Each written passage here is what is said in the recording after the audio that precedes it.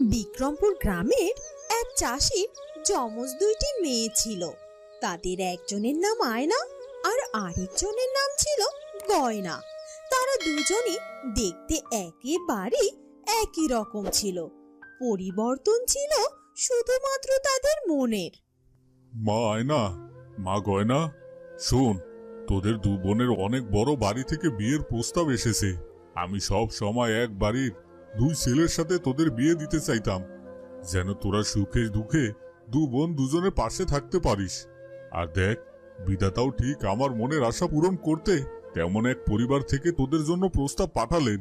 তাই আমি ওদের কথা দিয়ে দিয়েছি, আগামী শুক্রবার তোদের বিয়ে। এতে তোদের কোনো আপত্তি নেই তো রে মা?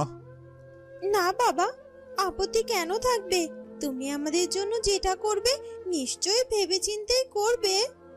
যাক, আর আমার কোনো চিন্তা নেই। শোন মায়না, ও বাড়ির বড় ছেলে রাজুর সাথে তোর আর ছোট ছেলে সাজুর সাথে গয়নার বিয়ে হবে। তোরা এখন থেকে মনে মনে তোদের বিয়ের জন্য তৈরি হতে থাক। এই কথা বলে আয়না আর গয়নার বাবা সেখান থেকে চলে যায়। সবই তো বুঝলাম, তবে আয়না, সেই তোকে কোনো বড় ছেলের সাথে বিয়ে দেবে? শোন, আমরা যমজ হলেও আমি নাকি তোর চেয়ে বড়, তাই হয়তো বাবা এ কাজ করেছে। হয়েছে হয়েছে, ওসব বাবাই ভালো বুঝবেন, এসব নিয়ে চিন্তা ভাবনা করতে হবে না। এবার ঘরে চল তো। এ কথা বলে আয়না আর গয়না ঘরের ভেতরে চলে যায়। ইস, ওই আয়না আমার 1 মিনিট আগে জন্ম নিয়ে সারা জীবন আমাকে পেছনে ফেলে গেল, আর এখন কি না শ্বশুর বাড়িতে বড় বউয়ের অধিকার পাবে, আর আমাকে সেই ছোট বউ হয়ে ওর কথায় উঠবাস করতে হবে? না না না না, এটা আমি চাইনি।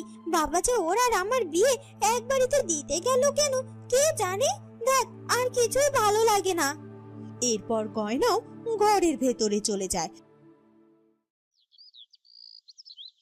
পরের শুক্রবারে আয়না আর গয়নার বিয়ে হয়ে যায় এবং তারা তাদের শ্বশুর বাড়িতে চলে যায়। আয়না, তোমাকে আমার খুব পছন্দ হয়েছে। অবশ্যই তোমরা দু বোন দেখতে একই রকম, তাই তোমরা দুজনেই খুব সুন্দর। কিন্তু এখন আমি ভাবছি, কখন যেন আমি আবার তোমার বোন গয়নাকে তুমি ভেবে বসি। এটা কোনো বিষয় না, আমরা দু বোন যমজ হওয়ায় ছোট থেকে এমন সমস্যায় আমাদেরকে বহুবার পড়তে হয়েছে, আর তাই এসবে আমরা অভ্যস্ত। আর তুমি যদি কখনো ভুল করো তখন আমি তোমার ভুলটা ধরিয়ে দেব, আর তুমি দেখবে আমাদের দু বোনকে দেখতে দেখতে একসময় তোমরা ঠিক পার্থক্যটা বুঝতে পারবে। হ্যাঁ হ্যাঁ, নইলে তো ভারী বিপদ। এই শোনো, তুমি তো এই বাড়ির ছোট ছেলে, তা তোমাকে কি সেজন্য সবসময় বড় ভাইয়ের কথা এবার উঠবস করতে হয় নাকি? এ কি, আজকের দিনে তুমি কেমন কথা বলছো বলো তো? আমি তো তোমার কথার কোনো মানে বুঝতে পারছি না। চুপ করো তো, তোমার কিছু বুঝতে হবে না। আগে আমি যা জিজ্ঞেস করলাম তার উত্তর দাও।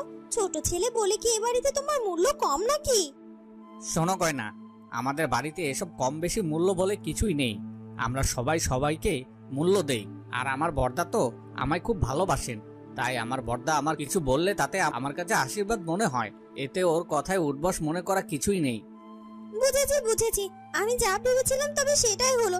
তার মানে সারা জীবন তুমি তোমার দাদার চামচেগিরি করবে, আর আমি আমার দিদি মানে ওই আয়নার দাসী হয়ে থাকবো, তাই তো?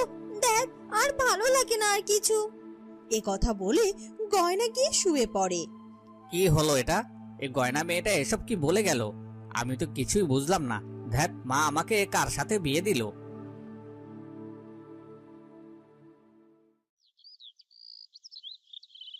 পরদিন সকালে, শোনো বৌমারা, বড় শখ করে তোমাদের দু যমজ বোনকে এ বাড়িতে আমার দু ছেলের বউ করে এনেছি, কিন্তু এখন তো দেখছি তোমাদেরকে বিয়ে করে এনে আমি ভারী বিপদে পড়েছি মা। কেন মা, আপনি এই কথা কেন বলছেন? আমরা কি কোনো অন্যায় করে ফেলেছি? আরে না না, ভয় পেও না। আসলে এখন তো তোমরা যমজ বউ হয়ে গেছো, তাই তো আমি কে ছোট বউ আর কে বড় বউ তা গুলিয়ে ফেলছি। বুঝতে পারছি না কাকে কখন কি বলে ডাকবো। মা, আপনি কোনো চিন্তা করবেন না তো।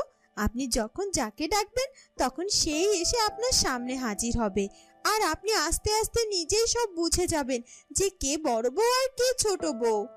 হ্যাঁ মা, আর আপনি আমার সাথে আয়নার তুলনা করলে তো তখনই ধরিয়ে দেব। হ্যাঁ হ্যাঁ, সেটা ঠিক আছে। তবে এবার যাও তো, আজ তোমরা গিয়ে রান্না করো। আমি দেখব আমার দু বৌমার মধ্যে কার রান্না বেশি সুস্বাদু। বড় বৌমা ভেটকি মাছের পাতুরি, আর ছোট বৌমা করবে চিংড়ি মাছের মালাইকারি। রান্নাঘরে সব রাখা আছে মা। ঠিক আছে মা। এরপর আয়না আর গয়না রান্নাঘরে চলে যায়।